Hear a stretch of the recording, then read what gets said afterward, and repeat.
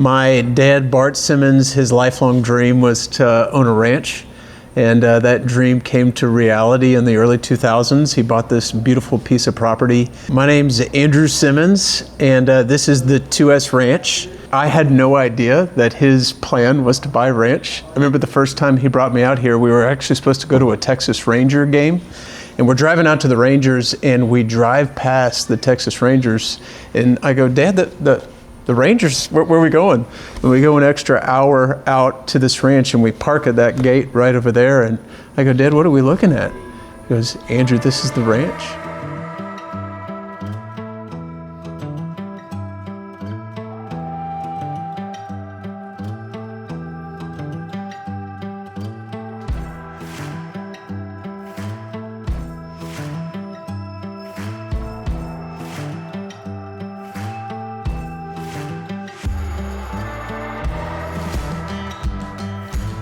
We've been out here ranching since 2001. I'm the owner. My name is J. Bart Simmons, JB. We have 2,000 acres that we own and control in Palo Pinto.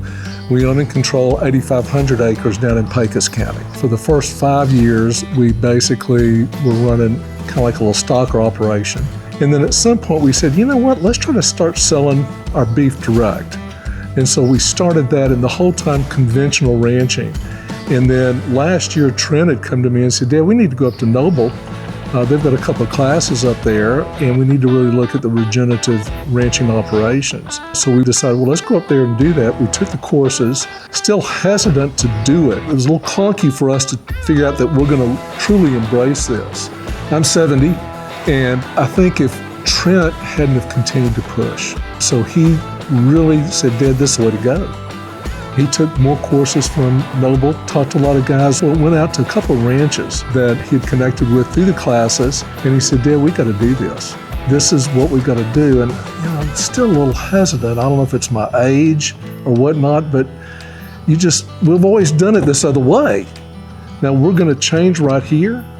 And even though the teachers of the Noble class had all been, conventional ranchers that had converted to actually say we were going to do it. And Trent just kept saying, Dad, we got to do this. This is what we got to do.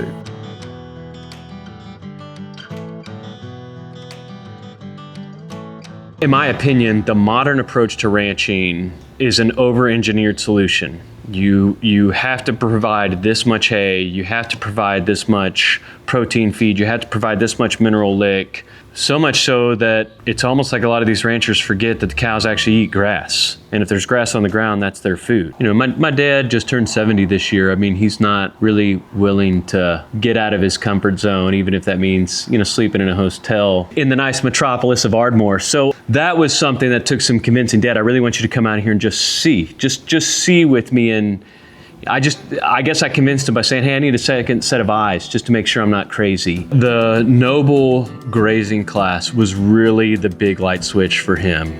Going out there, seeing it really apply beyond me just talking about it in theory. And it was just such an incredible drive home because we both were talking about it, and he really got something from that course that I didn't pick up on, but it's had a big impact on what we do here, which is, it's not prescriptive. Regenerative ranching is built upon your context and can change even within your context in your land. So here are some basic principles, apply them as best as you can, what works for you, what works for your land, and adapt accordingly. And that was something that I didn't see or I didn't pick up from the course, but that was a huge aha for him. It certainly has been something big for me that he taught me from it. But going to that course, us two going together, was a big light bulb moment for him. I came out here and Trent had some wire and he had the long deals to put in there, and it was all in the barn, and I'm going, okay, there's no going back. We're investing in the deal now. And he just said, hey, look, this is a hill I'm ready to die on. I'm ready to do this. He said, we're going to move. We're not going to continue to talk about it. We're going to start it. He had the equipment already in there. He had talked to people on how to do it. We realized it wasn't prescriptive, that we could just come out here and modify it to our ranch and our needs, and that helped out a whole lot. When you're thinking, It's got to be prescriptive, exactly how it was done at Noble. The Noble instructor said, no, you need to modify it to your ranch, and if you make a mistake, no big deal. We used to take a weed eater on the driveway in to the barn, and this year we messed up once, but the first time we ran horses through and it rained, so they ended up on the breezeway, and you would have thought we had a team of Clydesdales with the amount of manure 2 horses generated in 6 hours. Yeah. So that was a failure.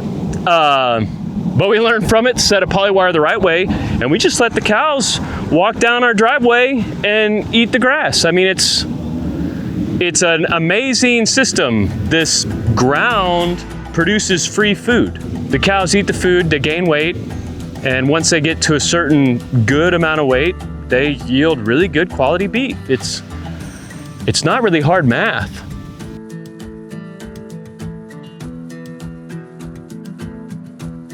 You know, these communities are pretty tight, and so maybe you're buying all your inputs from your brother-in-law who's at the feed store. And so we came back and said, hey, looked at this, talking to other guys out here, and everybody said, that just doesn't work down here. Well, what do you mean? No, the regenerative will work up in Oklahoma. It doesn't work down here. Well, that was just people saying stuff. They just didn't want to embrace it. So, you know, I'm back, what would this work or not? So then we sent our ranch manager to one of the classes. And again, still getting a little bit of mocking from the community. This isn't going to work. You need to go back to conventional. And so there was that constant pushback, and it kind of weighs on your mind. Should we do this? What if we do this and it's a complete bust? What if we back ourselves in a corner? The proof's gonna be in the pudding, and it already is. I don't know if other people win as quickly as we've won. You can see the fields that we've worked and those that hadn't, the way that they've just come back and exploded with life and growth. And so I'm fine with the word getting out, even if it's negative, because people will see it. Again, they'll just see it. So say whatever you want, but we're committed to the vision. When all of a sudden they see it work, I think they'll become the biggest disciples. And hopefully the biggest future friends and partners out here as we try and expand this. Because the beauty of this whole thing is it isn't just great for us, it could be great to the whole community. Looking at this as a business, it is a business for us. We do sell our beef direct. So we sell we've got the cattle here, the herd, processed about 10 miles from here, and then all the beef is sold in Dallas. We ship coast to coast. And our goal is, if we can restore the soils, restore our grasses, and then restore profits as a small, business, and then restore the community. Because again, if it's all conventional, why is this little store shut down? All the stores are shut. I mean, these little communities are dying. I think just as much as you can, if you could step out and connect in with this broader community, it would help give you the courage to hopefully do that. And then, is the current method working? Whereas regenerative ranching provides a framework to create profitable ranching operations. So we're doing the same thing over and over again. It's not working for profitability. It's ultimately degrading our soils. You could be the trailblazer that starts something new, creates healthy foods and creates profitability, and then once other people see it, they'll catch on. You could build a community of profitable ranches. You think about, like in our area, I think the average rancher is 60 years old. The amount of community farms is collapsing, because people can't afford it. But if we could build an economic model where people can actually do this sustainably, it could bring people back to the small towns. It could bring people back to the ranchers. I think there are a host of young people, Generation Z and millennials, who would love to do this if we could create a model where they can actually make a life for themselves and provide for their families. You could be a part of that. And the price is maybe a few people don't like it for a year or two. To me, that easy money. I'm going for that. Previous ranch manager, he came to me one day and said, hey, I'm not real fond of how they're kind of going about what they're doing. If you're interested, I can give them your number. And heck, I think that day or the day after, I called Trent and talked to them. It's funny when Cutter and I got introduced, our interview was a little bit different in the sense that when he was sitting right here, we both were sitting right here, and I figured he'd pull his punch anyways when I asked him, but I said, "Hey, tell me what you think of this pasture right here. Just, I'd be curious your thoughts." And he said, "Well, it's different." And I was like, "All right, he didn't say it's bad." I said, "Well, are you gonna fight me on it, or are you willing to just see how much worse I can make it?" And he goes, "Well, it's your cattle and it's your land. I guess we can do whatever you want to do with it." It's worked ever since. Honestly, I wasn't sure. I was kind of one of them skeptics. I grew up, my family, my grandpa, they taught me everything I know about cows, and it was very conventional. We feed 3 times a week and put out hay and, do all that. And so it was I was a little nervous about it. But once I got into it and kind of saw it with my own eyes, it made more sense, and I wasn't as skeptical about it. There, at the beginning, it was strictly paycheck. I needed to pay the bills and have something to do. Once I got started helping Trent and figuring it all out, and now, it's more of, I want to see this through and make sure and make it work. When Trent grazed this first field off, we grazed it down, it looked like this table. And I was like, oh my gosh, this is not good. It was bad. We left them in there too long, and we got a big rain, and so looked like he plowed it off, and I was kind of nervous. I was like, this can't be good. And you let it rest a lot longer, and heck, it's coming back just as good as that stuff right beside it.